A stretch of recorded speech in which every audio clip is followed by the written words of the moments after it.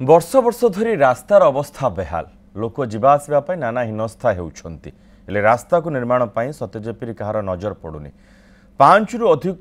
ग्राम पंचायत लोक ये रास्ता पर निर्भर करुछंती बारंबार दाबी परे कहीं शुणु नाहांती शेष में हजार हजार ग्रामवासी आज जातीय राजपथ अवरोध करते दीर्घ घंटा धरी जातीय राजपथ अवरोध करने द्वारा उभय पार्श्व शताधिक गाड़ी अटक रही एने रास्ता काम तुरंत आरंभ नहीं प्रतिश्रुति पर रास्ता अवरोध हटिछि। रास्ता तो बहुत पूरा कच्चा रास्ता है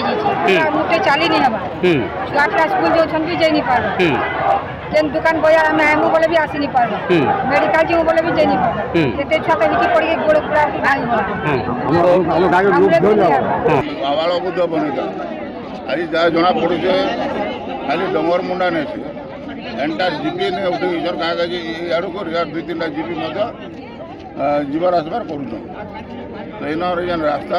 जेन शोचनीय अवस्था इने जेन है बहुत दिन दायी भी है आज तो भी से दायी पूरण नहीं पार्बा